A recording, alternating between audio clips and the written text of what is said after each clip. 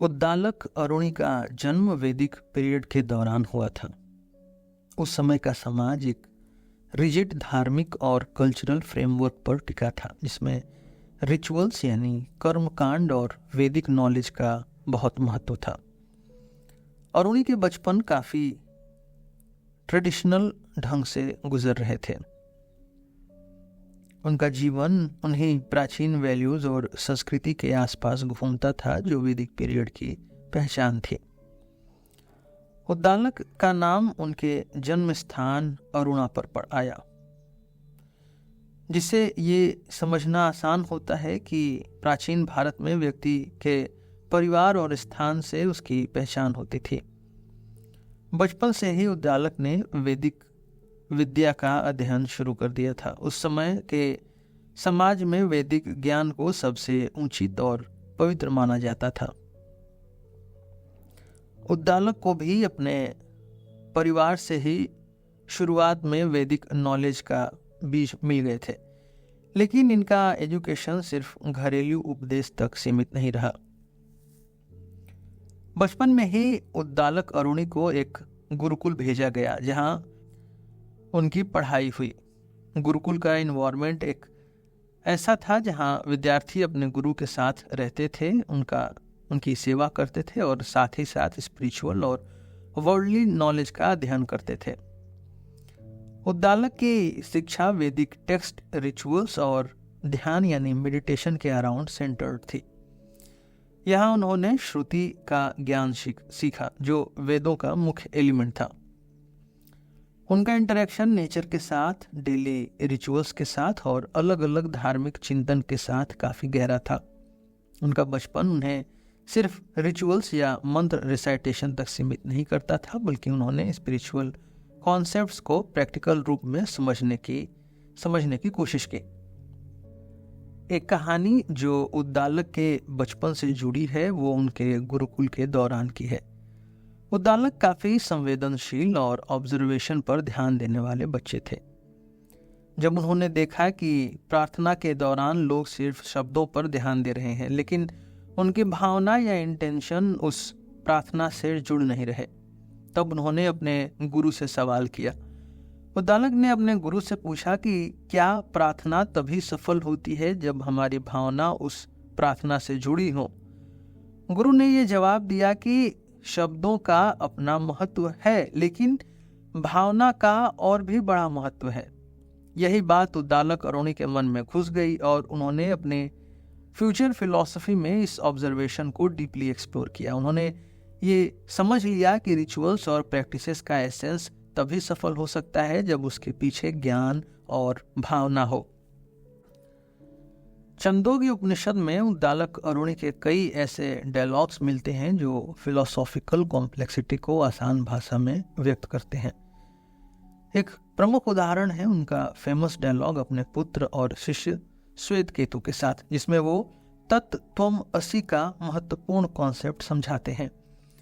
इस कहानी का मूल एसेंस ये है कि सभी जीव यानी चेतन या लिविंग और अचेतन नॉन लिविंग एक ही तत्व से उत्पन्न हुए हैं और ये तत्व ब्रह्म है। एक दिन उद्दालक अरुणि अपने पुत्र श्वेतकेतु को बुलाकर एक एग्जाम्पल देते हैं। वो श्वेतकेतु से एक वृहद वृक्ष यानी बैनियन ट्री का बीज लाने के लिए कहते हैं। श्वेतकेतु को एक छोटा सा बीज मिलता है और उद्दालक उसे कहते हैं कि इस बीज को बीज से काटो। श्वेतकेतु देखते हैं कि बीज के अंदर कुछ भी नहीं दिख रहा। उद्दालक तब कहते हैं कि वही शून्य जो तुम्हें दिखा नहीं, वही तत्व है जो इस बड़े पेड़ का मूल है।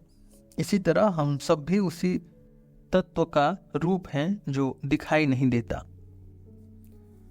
तत् त्वम् असि ये एक वाक्य है जो छंदोग्य उपनिषद के एक डायलॉग में दिया गया है। ये डायलॉग उद्दालक और उनके पुत्र श्वेतकेतु के बीच होता है।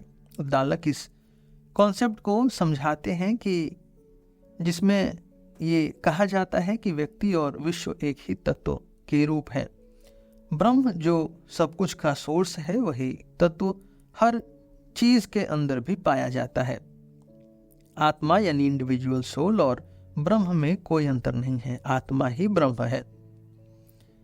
ये बात आज के स्पिरिचुअल डिस्कोर्स में भी काफ़ी इम्पॉर्टेंट है। हम अक्सर अपने आप को अलग अलग रूप में देखते हैं, मैं और तुम, इंडिविजुअल और यूनिवर्स, लेकिन उद्दालक करुणी के अनुसार ये सब ब्रह्म है। हर व्यक्ति के अंदर वही तत्व है जो इस पूरे यूनिवर्स में है।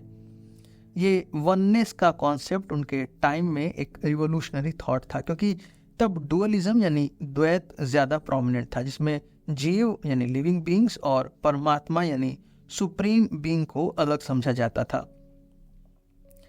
इस टीचिंग का प्रभाव बहुत गहरा था, क्योंकि इसने स्पिरिचुअल और मटेरियल दुनिया के बीच जो एक अलगपन की फीलिंग थी उसको ख़त्म कर दिया। ये आइडिया उद्दालक अरुणी की सोच को वेदांत का एक प्रमुख पिलर बनाता है, जिसमें उन्होंने ये प्रस्ताव रखा कि हम सब एक ही तत्व के रूप हैं और अलग चीज़ों का जो भ्रम है वो ज्ञान के अभाव यानी लैक ऑफ नॉलेज के कारण है।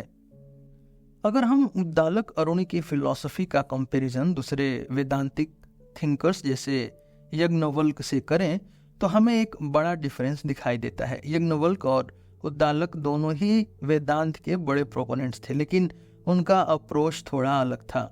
यज्ञवल्क्य अपने प्रमुख कॉन्सेप्ट के रूप में नेति नेति यानी नॉट दिस नॉट दैट का प्रस्ताव रखते हैं। उनका फोकस ये था कि ब्रह्म को डायरेक्टली डिफाइन नहीं किया जा सकता। वो कहते हैं कि ब्रह्म सबसे परे है, जो किसी भी मटेरियल डिफिनीशन में नहीं आ सकता। इसलिए यज्ञवल्क्य की टीचिंग थोड़ी मोर एब्स्ट्रैक्ट और इंटेलेक्चुअल नेचर की थी। उन्होंने ये कहा था कि ज्ञान के मार्ग पर चलने वाले व्यक्ति को दुनिया की सारी चीज़ों को रिजेक्ट करना होगा ताकि वो ब्रह्म को समझ सके। वहीं उद्दालक अरुणी की सोच ज़्यादा डायरेक्ट और सिंपल थी। उन्होंने कहा कि हर चीज़ का जो तत्व है वही ब्रह्म है और वो हर जगह है, हर व्यक्ति के अंदर है। उन्होंने इस वननेस को ज़्यादा क्लियरली डिफाइन किया, जो एक तरह से सिंप्लिसिटी और एक्सेसिबिलिटी को दर्शाता है। यज्ञवल्क्य के कंपैरिजन में उद्दालक का अप्रोच एक्सपीरियंशियल और प्रैक्टिकल था, जिसमें उन्होंने मटेरियल और स्पिरिचुअल रियलिटी के बीच एक क्लियर कनेक्शन इस्टेब्लिश किया। इसलिए अगर हम उद्दालक अरुणी और यज्ञवल्क्य की फिलॉसफीज का कंपैरिजन करें तो एक तरफ हम एक इंटेलेक्चुअल और कॉम्प्लेक्स फ्रेमवर्क देखते हैं, यज्ञवल्क्य का नीति नीति, और दूसरी तरफ एक सिंपल और प्रैक्टिकल फिलॉसफी देखते हैं जो रियल वर्ल्ड से जुड़ी है, यानी उद्दालक की तत्व त्वम असि। अगर हम बाकी वैदिक फिलोसफर्स जैसे गौतम और कणाद से उद्दालक अरुणी का कंपैरिजन करें तो हमें एक बड़ा डिफरेंस नजर आता है। गौतम और कणाद का फोकस ज़्यादातर मटेरियल वर्ल्ड के स्पेसिफिक्स पर था। कणाद ने वैशेषिका स्कूल ऑफ थॉट को डेवलप किया, जिसमें वो एटोमिस्टिक थियरी का प्रस्ताव करते हैं कि सब कुछ एटम से बना है। ये एक मटेरियलिस्टिक अप्रोच थी। उद्दालक अरुणी का वहीं फोकस एटम्स पर नहीं बल्कि एक यूनिवर्सल एलिमेंट यानी ब्रह्म पर था, जो हर चीज का मूल था। उद्दालक अरुणी का योगदान उपनिषद, खासकर छंदोग्य उपनिषद में बहुत ही प्रोमिनेंट है। छंदोग्य उपनिषद के डायलॉग सेक्शन में उनका रोल एक टीचर का है जो अपने शिष्य और पुत्र श्वेत केतु को फिलोसॉफिकल कॉन्सेप्ट समझाते हैं। उनके डायलॉग्स सिंपल नहीं होते बल्कि वो एग्जिस्टेंशियल क्वेश्चंस को सीधे और डायरेक्ट तरीके से एड्रेस करते हैं। अब अगर हम अद्वैत वेदांत का एनालिसिस करें तो हमें उद्दालक अरुणी के थॉट्स का एक डायरेक्ट कनेक्शन मिलता है। अद्वैत वेदांत के प्रमुख दार्शनिक आदि शंकराचार्य थे। इनका काम लार्जली उद्दालक अरुणी के फाउंडेशनल आइडियाज पर बेस्ड था, खासकर वननेस और ब्रह्म के कॉन्सेप्ट पर।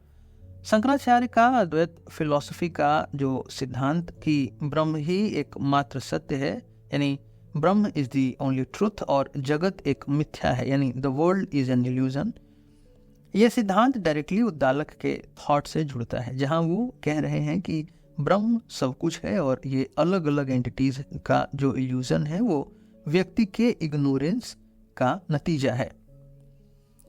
शंकराचार्य ने अपने कमेंट्रीज में बार बार इस पॉइंट को हाईलाइट किया कि तत्व त्वम असि का कॉन्सेप्ट ही वेदांत का अल्टीमेट ट्रुथ है। इससे ये क्लियर होता है कि उद्दालक अरुणी के इन्फ्लुएंस ने लेटर वेदांतिक थिंकर्स के फाउंडेशनल आइडियाज को शेप किया। शंकराचार्य के फिलॉसफी में जो अविद्या यानी इग्नोरेंस और मोक्ष यानी लिबरेशन का कॉन्सेप्ट है, वो लार्जली उद्दालक के प्रस्तावित आइडियाज से प्रभावित था।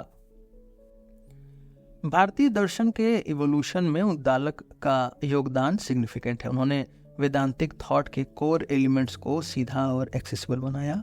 उनका कंट्रीब्यूशन केवल मेटाफिजिकल या स्पिरिचुअल थॉट तक सीमित नहीं था, बल्कि उन्होंने एपिस्टेमोलॉजी और ऑन्टोलॉजी को भी रिडिफाइन किया। उन्होंने नॉलेज के कॉन्सेप्ट्स को एक्सप्लेन करते हुए कहा कि रियल नॉलेज तभी होती है जब व्यक्ति अपने अंदर के आत्मा को पहचान ले और उसका संबंध ब्रह्म से समझ ले। ये एक ऐसी थियरी थी जो इंडियन एपिस्टेमोलॉजी में एक बड़ा शिफ्ट लेकर आई। उनका एम्फेसिस एक्सटर्नल रिचुअल्स पर नहीं बल्कि इंटरनल अंडरस्टैंडिंग और रियलाइजेशन पर बेस्ड था, जो बाद में अद्वैत वेदांत के कोर प्रिंसिपल्स का हिस्सा बना। उनका योगदान ये भी था कि उन्होंने स्पिरिचुअल डेमोक्रेसी का एक प्रमुख आइडिया दिया, ये कि ब्रह्म और आत्मा का ज्ञान किसी एक क्लास या वर्ण तक सीमित नहीं है, बल्कि हर व्यक्ति इसे जान सकता है। ये इंक्लूसिविटी उनके थॉट्स को डिस्टिंक्टिव बनाती है और ये अप्रोच वेदांतिक दर्शन में एक नई सोच का प्रभाव था। आज के समय में भी उद्दालक अरुणी के फिलोसॉफिकल आइडियाज रिलेवेंट हैं। हमें यह समझना चाहिए कि जीवन के हर एस्पेक्ट में एक यूनिटी है। मटेरियल और स्पिरिचुअल दुनिया एक ही कॉन्टिन्यूम का हिस्सा है। उनका लेसन ये था कि ज्ञान का मूल हमारे अंदर है और जब हम अपने आत्मा को पहचानेंगे तभी हम अपनी रियलिटी को समझ पाएंगे। आज के लिए बस इतना ही। हम फिर मिलेंगे आपसे एक नए एपिसोड में एक नए टॉपिक के साथ। मेरा नाम है रोहित और आप सुन रहे थे सिलेबस विद रोहित। धन्यवाद।